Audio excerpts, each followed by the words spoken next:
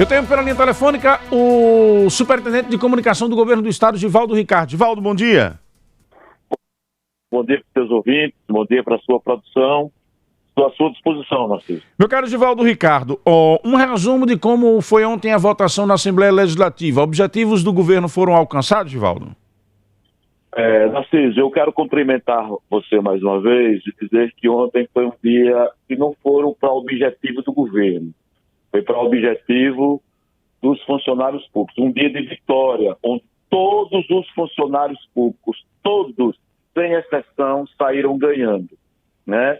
São mais de 60 mil servidores públicos beneficiados com reajustes, com melhoria de carreira, com modernização de carreira, depois de tantos anos. Um dia de vitórias para os funcionários sergipanos. E, claro, que aqueles funcionários públicos que têm um sindicato forte, uma representação forte, foi um momento do sindicato chamar a sua atenção.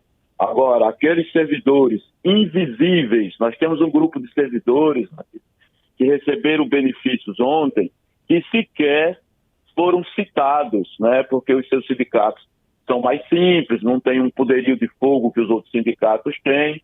Vou lhe dar aqui um exemplo, Narciso, que talvez você nem saiba. Olha, ontem teve benefício para a Polícia Penal, que foi criado pelo atual governo e teve um projeto de modernização de carreiras, criação de gratificação, para os peritos criminais, que nunca foram vistos, para o pessoal lá da Fundação Renascer. Peritos criminais ontem fizeram até uma comemoração, viu, meu caro Givaldo Ricardo? Mas isso, Narciso, não chama a atenção como chama a atenção aqueles sindicatos fortes e combativos que têm objetivos outros, né? Que não é o benefício direto do servidor, né? Então, nós tivemos, sim, funcionários ontem comemorando e muito.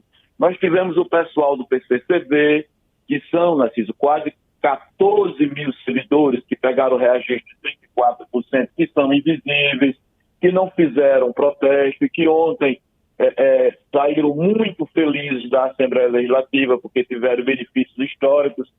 Pela primeira vez, esses funcionários são vistos, que são merendeiras, vigilantes, executores de serviço básico, técnico de enfermagem da saúde, auxiliar de enfermagem da saúde. Falta agora iniciar, e essa discussão será iniciada sobre o acordo coletivo dos funcionários da Fundação, daqueles funcionários, também os funcionários mais humildes, vão passar também por um acordo coletivo que já data base é agora o mês de abril. Nós tivemos um conjunto muito importante de servidores, os chamados servidores invisíveis, que saíram ontem da Assembleia Legislativa extremamente felizes com os resultados da votação. Então a gente aproveita aqui para agradecer à Assembleia. O governador fez esse agradecimento no Twitter ontem à noite. Agradecer os deputados pelo trabalho intenso, um dia inteiro de trabalho na Assembleia e que beneficiaram mais de 60 mil servidores estaduais que há aproximadamente 10 anos não tinham benefícios. Esses benefícios vieram desde reajuste até modernização da carreira, até programa de promoção, uma série de fatores que foram discutidos ontem na Assembleia. É claro que o que a população viu foi algumas categorias que têm sindicatos mais fortes, que viram naquele momento um momento de fazer uma aparição pública porque tem interesses outros, mas graças a Deus o conjunto dos servidores está exatamente muito satisfeito com o resultado das votações de ontem. Meu caro Givaldo Ricardo, com relação à desobrigatoriedade do uso de máscaras, ontem teve uma votação importante também, já colocamos aqui a fala do líder Zezinho Sobral, explicando que, na verdade, agora vai competir ao Comitê Técnico Científico. Quanto você destacava conosco aqui, que caso aprovado, estaria na pauta. Está confirmada ainda para a pauta, então, desse tema? Confirmadíssima. E já posso lhe adiantar aqui para os seus ouvintes, uma informação que a gente teve a confirmação ontem à noite, que a reunião acontece amanhã, às 3 horas da tarde, nós teremos a reunião do Comitê Técnico Científico para colocar em discussão a aprovação do projeto da Assembleia ontem, que desobriga o uso da máscara em Sergipe. O comitê vai se reunir, fazer uma avaliação do atual momento da pandemia, ver todos os dados, ver todo o panorama dos últimos 15 dias, para deliberar como será essa retirada da máscara. Se ela será parcial, e se for parcial, como será, em que tipo de ambiente, se fechado, se aberto, se ambiente público, se ambiente privado, se vai usar como referência a vacinação, qual é a referência que vai usar, quais serão os critérios. Tudo será decidido na reunião de amanhã. Então, nós estamos, ontem mesmo já foi decidido que mantém-se e que será amanhã a discussão.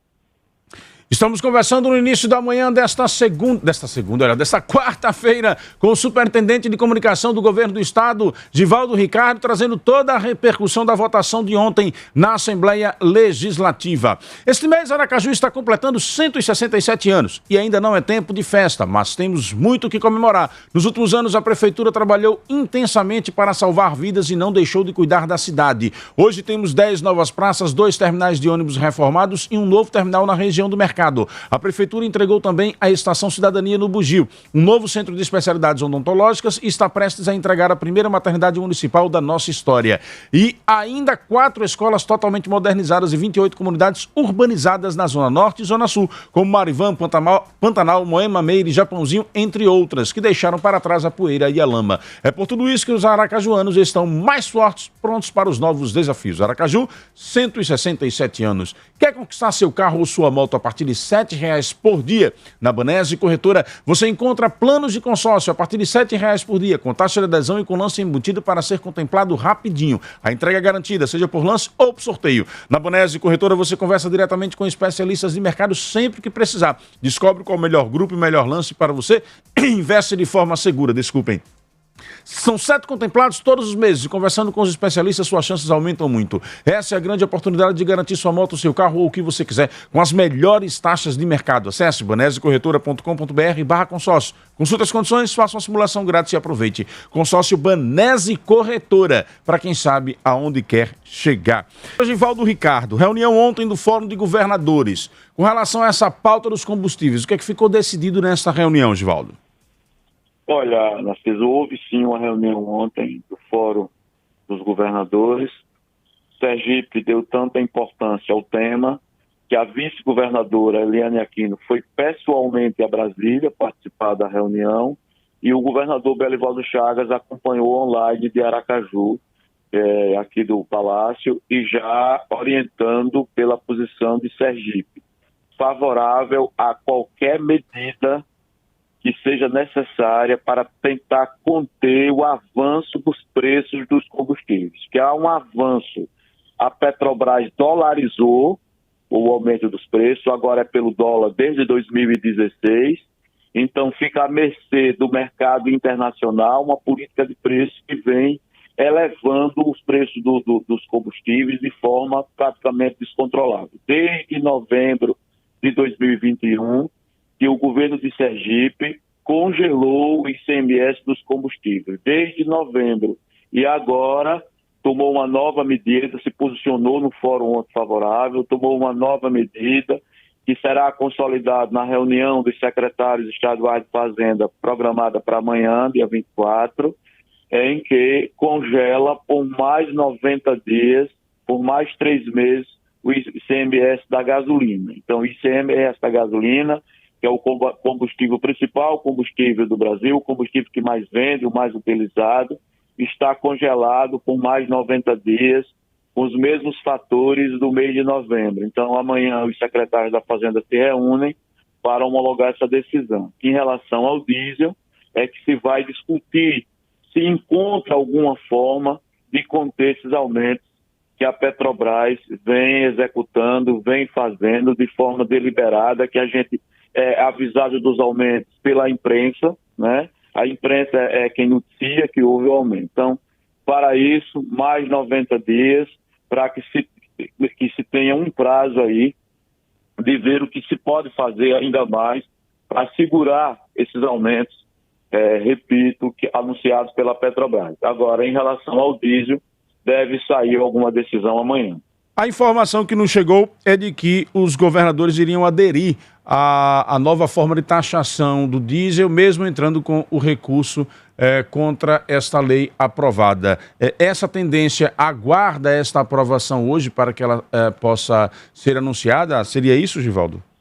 Olha, a gente participou da reunião do Fórum dos Governadores, a gente que é assessor acompanha as reuniões, mas a gente não sentiu ainda qual será o clima da deliberação, do que será que vai acontecer na reunião sobre o diesel, né, especificamente sobre o diesel. Sobre a gasolina, essa decisão já foi tomada, ela será só homologada. Agora, sobre o preço, sobre como vai ficar a situação do diesel, é que essa reunião ficou para amanhã, porque são os técnicos que estão discutindo para ver o que fazer para tentar também conter o aumento do preço do diesel. Então, a gente precisa aguardar para que os secretários de Fazenda se reúnam amanhã no seu conselho, no seu comitê deliberativo, para que a gente tenha uma ideia do que pode ser feito, Narciso. Ok.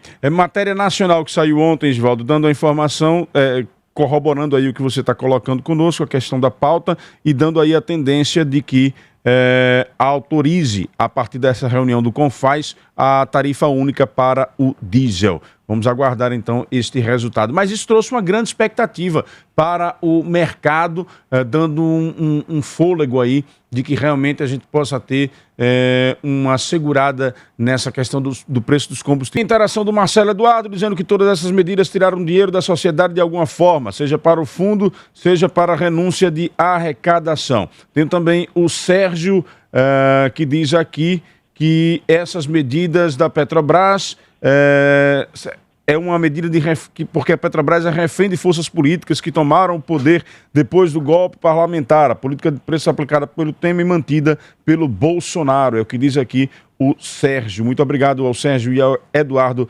pela interação aqui conosco.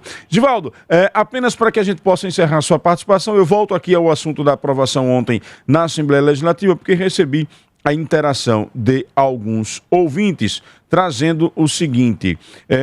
O professor Dário, por exemplo, que é aposentado, diz: diga a Givaldo que enquanto ele elogia a aprovação dos projetos, os professores aposentados, mais uma vez, são massacrados e relegados a segundo plano, depois de contribuir significativamente para o desenvolvimento do nosso povo. E tem um outro ouvinte também que enviou um áudio para a gente. Bom dia, Narciso. Veja, Narciso, até Deus amanheceu chorando depois da atrocidade de ontem cometida pelo governo do estado e referendada pela maioria dos deputados, que aprovaram esse projeto que liquida a categoria, a carreira da categoria dos professores e professoras do nosso estado. A educação sergipana amanheceu de luto. Lindomado Luzia. A discussão do magistério é sempre muito complicada e muito delicada, né, Givaldo? É uma das funções do funcionalismo público que tem uma carreira cheia de meandros, de letras, de níveis, de avanços, enfim. Não é fácil você lidar com projetos que tratem sobre o magistério, principalmente por ser uma categoria muito organizada e muito consciente. A gente observa que especificamente, a gente já citou aqui, por exemplo, os peritos terão um aumento aí de quase 100% em seus salários. Ontem saíram para comemorar. Os funcionários da base, 13 mil funcionários públicos, alguns deles com reajuste de 30%. Esses estão comemorando. Mas tem categorias que não estão satisfeitas, assim, a exemplo dos policiais e dos professores. Olha, falando especificamente dos professores, você fez uma entrevista ontem muito competente, uma entrevista muito boa, muito bem dirigida e coordenada aí por você, com a professora Ana Lúcia. Você entendeu um pouco da complexidade, de que é envolvimento de centrais sindicais, uma série de coisas. Você ouviu ontem aí, todos os ouvintes acompanharam a entrevista, acompanharam com muita ansiedade, o clima de disputa, o clima que se instala quando você trata especificamente desta categoria. Então, a entrevista de ontem, eu acho que conta ao ouvinte e explica ao ouvinte um pouco do que está acontecendo nos bastidores, digamos assim. O governo do estado deu um reajuste de 34%, 33%, quase 34% aos professores, esse reajuste foi aplicado. A forma como foi aplicado, tem gente que reclama, tem gente que não reclama, mas a concessão do reajuste aos servidores da ativa ele foi feito. Acredito que precisamos, e vamos fazer isso, explicar melhor ao professor na ponta, que ele vai receber agora, no mês de abril, retroativo a janeiro, os seus vencimentos com 34% de reajuste. Tivemos algumas dificuldades para os servidores da ativa, melhor dizendo, para os servidores aposentados, devido ao déficit da Previdência. Um déficit da Previdência que está se trabalhando e é este governo que está recuperando a Previdência. Então, esse conjunto de informações, principalmente no que diz respeito ao magistério, tem um grau de complexidade muito grande, porque tem muita coisa envolvida. Nós temos uma disputa sindical agora, no mês de abril, nós temos uma disputa dentro do sindicato, por dois grupos políticos diferentes. Então, tem toda uma complexidade que dificultam as coisas. Mas, se Deus quiser, tudo vai dar certo, a gente vai tocar em frente, nós vamos continuar valorizando todas as categorias. E você observe que nós temos umas categorias chamadas grupos dos invisíveis, que eles não conseguem dizer quanto estão satisfeitos. Porque eles não conseguem dizer, porque eles não são tão enxergados pela mídia, eles não têm um sindicato tão forte, então eles não conseguem dizer à sociedade o quanto eles estão satisfeitos com o reajuste que receberam agora, com o processo de valorização. A gente citou algumas categorias importantes, mas que não têm tanta força, não têm tanto poder, principalmente poder político. E o governador Belivaldo Chagas, com a sua sensibilidade, conseguiu enxergar essas categorias. Conseguiu enxergar categorias que ganhavam R$1.000 e tinham um complemento para receber o salário mínimo. Categoria como a do perito, que está na Secretaria de Segurança Pública, mas ele não consegue ter o mesmo respaldo que as outras categorias. Como o policial penal, que está lá no presídio, cuidando também da segurança pública, mas ele não conseguia ser enxergado. Então, o conjunto de informação é de muita satisfação. Claro que existem algumas insatisfações que precisam ser trabalhadas e compreendidas melhor. Mas é isso, viu, Narciso? Divaldo, respeitando a questão das opiniões contraditórias, nós colocamos Claro, aqui sim. duas insatisfações por parte de ouvintes, colocar aqui dois comentários que se contrapõem a isso. O Júnior Pinheiro diz aqui: nunca vi aumento ser atrocidade, dê a ideia, Divaldo, para que o governo coloque outdoor com os contra-cheques, mostrando quanto vai ganhar um professor. E tem uma pergunta feita pelo Erinaldo. Bom dia, Narciso, bom dia os queridos ouvintes do Jornal da Fama. Só queria que Divaldo dissesse hoje ao público ouvinte do Jornal da Fama, massacrando a audiência do Jornal da Fama, quanto ganha atualmente o menor salário de um professor e quanto vai ganhar a partir do próximo pagamento, quanto ele vai receber de aumento. Isso é que interessa a população, porque esse blá blá blá ninguém entende, mas a gente gostaria de saber quanto ganha atualmente o menor salário para pagar um professor e quanto ele vai ganhar de aumento a partir do próximo pagamento. Um abraço, Narciso Erinaldo do Terminal de Integração, Leonel Brizola, para o jornalismo implacável da FFM. Fica à vontade, Divaldo. Olha, essa questão desses termos utilizados são ensaiados, né? Massacre, pá de cal, isso é tudo ensaiado, isso é decidido e ensaiado, cada palavra usada. São palavras fortes, pesadas, então a gente consegue conviver, porque eu já estou acostumado.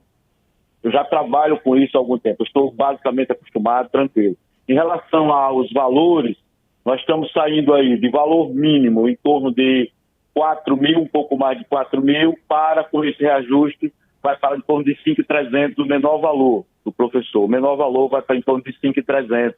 E o valor do professor em tempo integral para um pouco mais de 8 mil. Então vai variar aí entre 5.300 e 8 mil os salários dos professores. Lembrando que os professores em Sergipe são contratados para 40 horas e eles dão 25 horas-aulas em sala de aula. Isso está na lei, é assim que é feito em Sergipe. O Jairo, que trabalha na Injetes, diz aqui: ninguém está falando do massacre sobre os trabalhadores seletistas, que estão há 9 anos sem reajuste e receberam agora só 5%. Olha, tem uma questão de trabalhadores seletistas que são pouquíssimos no governo do Estado, que confesso aqui, vou falar com toda clareza, eu não sabia que tinha trabalhador seletista na Injetes. falo com toda a sinceridade, como sempre tratei as questões quando a gente está falando principalmente na emissora popular, num programa do seu tamanho. Eu não sabia que tinha trabalhador CLTista da Engep. Precisa ver exatamente de que é que ele está falando, porque eu não compreendi, porque eu tenho conhecimento que tem uma discussão de plano de carreira, tem uma discussão de acordo coletivo lá com o pessoal da fundação. Isso vai acontecer agora no mês de abril, porque a database é abril, e deve ser a database também desse servidor da Engep, que está dizendo que é CLTista. CLTista, para as pessoas entenderem, é aquele servidor que tem carteira assinada, que não é o conjunto do servidor do Estado, ele é estatutário, que é o servidor que fez concurso público. Ele tem carteira assinada, então ele é CLTista. Então, nós sabemos que temos um conjunto de servidor lá na Fundação, que tem database agora em abril, que deve ser a database dele também, portanto, a discussão é uma outra discussão. Agora, confesso com toda sinceridade que eu não sabia que a Engep tinha servidor CLTista. Meu caro Givaldo Ricardo, muito obrigado pela sua participação, tenha um bom dia.